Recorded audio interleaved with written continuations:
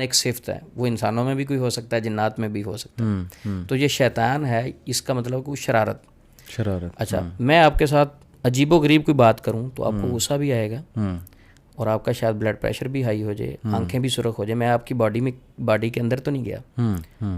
یہاں سے میں یہ نہیں ثابت کرنا چاہ رہا کہ جن انسان کی باڈی میں داخل نہیں ہو سکتا. یہاں سے میں یہ کہنا چاہ رہا ہوں کہ زیادہ تر اس کا شر ہے. صحیح. الذی یوسوس فی صدور الناس، وہ جو وسوسہ ڈالتے ہیں لوگوں کی سینوں میں، من الجنۃ والناس، وہ جن بھی ہو سکتے ہیں انسان میں. تو زیادہ تر شیطان موجودہ وسوسہ ڈال رہا ہے.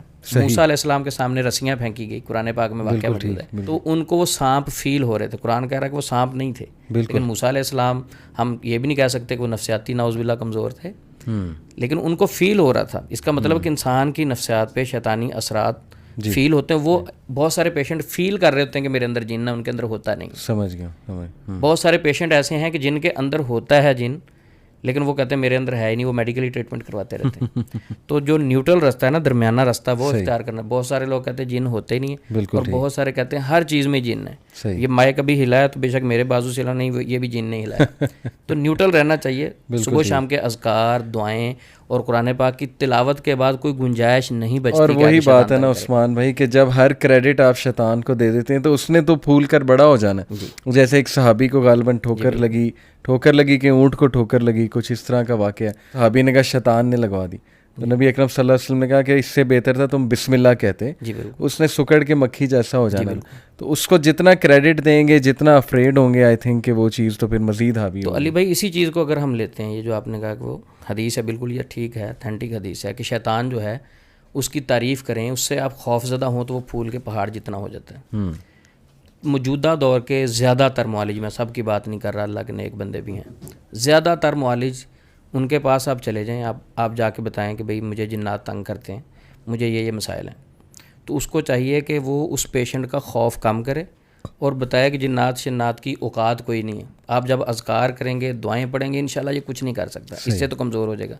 تو موجودہ دور میں جو زیادہ ٹریٹمنٹ کیا جاتا ہے، آپ جا کے بتاتے ہیں کہ میرے ساتھ جنات کا مسئلہ، وہ چیک کرنے کے بعد پراپر نیگیٹو کاؤنسلنگ کرتے ہیں، جنات کی پاوریں بتاتے ہیں. جن تو یہ کر دیتا ہے، جن تو وہ کر دیتا ہے، جن یہ کر دیتا ہے، فلاں کر دیتا ہے. اس کی اتنی پاور بتائی جاتی ہے کہ جتنی شاید جن کی بھی ہنسی نکل جائے سن کے کہ میں اتنا اسٹرانگ نہیں ہوں. بھائی جو بسم اللہ پڑھ کے کھانا کھائے تو میں تو نہیں ساتھ کھانا کھا سکتا. صحیح.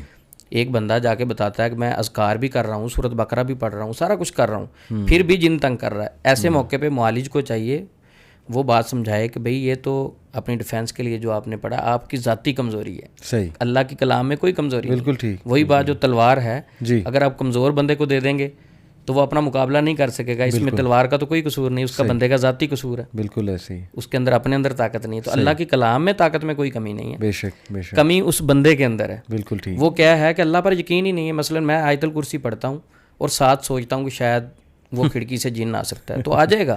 اللہ رب العزت فرماتے ہیں انا عند ظن عبدی بھی، میں تو بندے کے گمان کے مطابق ہوں، جیسا سوچے گا میں ویسا کر دوں گا. بالکل ٹھیک. اگر تیرا بلیو اور یقین اللہ کے بندے پورا نہیں ہے، پھر آیت الکرسی کیوں پڑھی تو نے؟ صحیح. تو جب آیت الکرسی پڑھ لیا تو اللہ کے سپرد کر دو معاملہ. جب آپ نے اللہ کے سپرد کر دیے تو انشاءاللہ جن اتنے پاورفل نہیں کیا کہ آپ کو تنگ کر سکتے. اچھا عثمان بھائی، سلیپ پیرالسس کچھ لوگ کو ہوتا ہے، بلکہ میرے ساتھ ہوتا تھا کچھ عرصہ پہلے، کہ آپ کا جسم کا ایک حصہ جو ہے نا وہ جیم ہو جاتا ہے. آپ آدھے اٹھے ہوتے ہیں، آدھے سوئے ہوتے ہیں، آپ کو سمجھ نہیں، آپ انگلی ہلانے کی کوشش کر رہے ہوتے ہیں، ہل نہیں رہی ہوتی.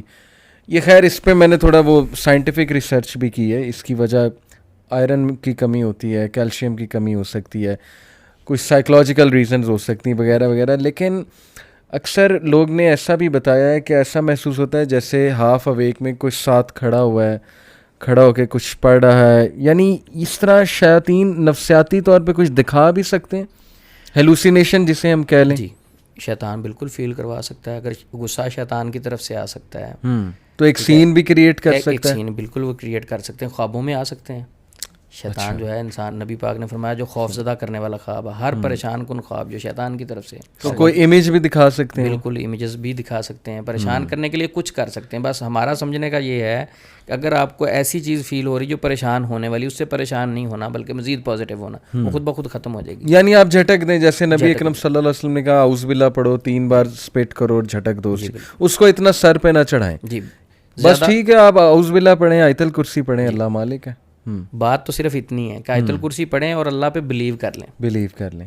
بہت سارے لوگ سورۃ بقرہ بھی پڑھتے ہیں, سارے اذکار بھی کرتے ہیں, بلیو نہیں کرتے. صحیح. اللہ رب العزت کو آوازیں تو نہیں دینی پڑتی, وہ تو دل سے آپ پکاریں, سچے دل سے پکاریں, بغیر پڑھے, اللہ رب العزت تو تب بھی آپ کو شفا دے سکتے ہیں. بالکل ٹھیک, بالکل. ہم سارا کچھ پڑھ کے بھی اس یقین سے اللہ سے نہیں مانگتے. صحیح. اچھا یہ بتائیں کہ جن کی اصل شکل کیا کبھی کسی نے دیکھی ہے؟ نبی صلی اللہ علیہ وسلم نے دیکھی ہے؟ دیکھیں, نبی صلی اللہ علیہ وسلم کی طرف سے جو مختلف روایات میں آتا ہے کہ سورج طلوع ہوتا ہے, شیطان کے 2 سینگوں کے درمیان ہوتا ہے. شیطان سے ابلیس مراد ہے؟ ابلیس مراد ہے. اچھا, اب وہ ایک ہے کہ یعنی اس سے مراد جب طلوع ہوتا ہے نا تو اپنے سینگ آگے کر دیتا ہے, بالکل, تاکہ جو بھی سجدہ کرے تو اس کو, کیونکہ سب سے بڑا مقصد شیطان کا تو شرک کروانا ہے. جی ہاں, کہ بندہ اللہ کے ساتھ شرک کر لے, کسی نہ کسی طریقے سے کر لے. نبی پاک نے اس وقت نماز پڑھنے سے بھی منع فرمایا کہ جب سورج طلوع ہو رہا ہو. تو اس طرح کی مختلف شکلیں ہیں. ایسی روایات بھی ملتی ہیں کہ کسی جن کے ساتھ کسی صحابی کا جھگڑا ہوا, لڑائی ہوئی, تو مختلف شکلیں ہیں, کوئی خاص شکل ایسی نہیں بیان کی کہ جن کی یہ شکل ہے. صحیح.